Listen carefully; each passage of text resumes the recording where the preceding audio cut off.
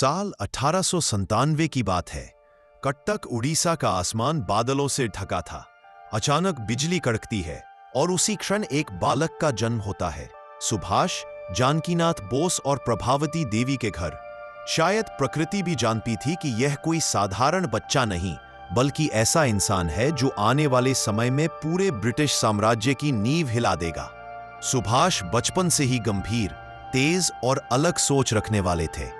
जहां बाकी बच्चे खेल में मस्त रहते, वहीं वो सोचते, हम अंग्रेजों के गुलाम क्यों हैं?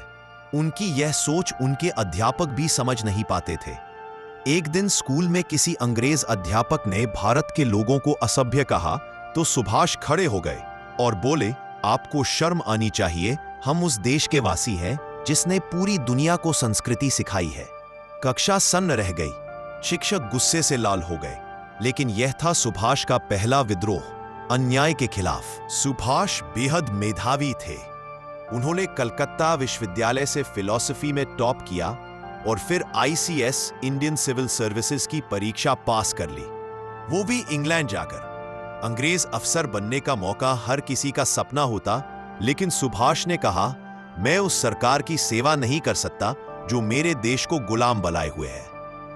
और उन्होंने ICS की नौकरी ठुकरा दी। यह कदम किसी तूफान से कम नहीं था। अब वो देश के लिए जीने मरने की राह पर चल पड़े।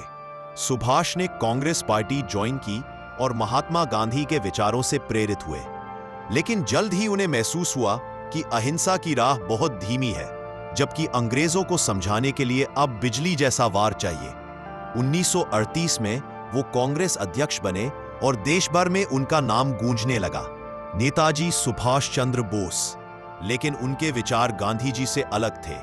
गांधी कहते थे सत्य और अहिंसा से आजादी मिलेगी। बोस कहते थे, इस विचारों के टकराव से बोस ने कांग्रेस छोड़ दी और अपनी अलग पार्टी बनाई, फॉरवर्ड ब्लॉक। अब बोस ने तय किया कि अगर भारत के अंदर लड़ाई नहीं लड़ी जा सकती तो भारत के बाहर से ही अंग्रेजों को हराया जाएगा। ब्रिटिश सरकार ने उन पर नजर रखी, उन्हें नजरबंद कर दिया गया। लेकिन क्या नेताजी रुक सकते थे? नहीं। 1941 में उन्होंने एक अद्भुत भागने की योजना बनाई। रात के अंधेरे में, अफगान के भेष में, सुभाष चुपचाप कलकत्ता से भाग निकले। उनके साथी उन्हें जियाउद्दीन नाम से जानते थे। वो काबुल, रूस होते हुए जर्मनी पहुंचे। जर्मनी में उन्होंने हिटलर से मुलाकात की और भारत की आजादी के लिए मदद मांगी। वो बोले, अगर अंग्रेजों से लड़ना है तो उनके दुश्मन से हाथ मिलाना भी बुरा नहीं। हिटलर ने उन्हें कुछ सहयोग दिया और वहीं उन्होंने फ्री इंडिया सेंटर और आजाद हिंद रेडियो की स्थापना की। अब उनकी आवाज यूरोप में गूंजने लगी, तुम मुझे खून दो, मैं तुम्हें आजादी दूंगा। 1943 में नेताजी जापान पहुंचे।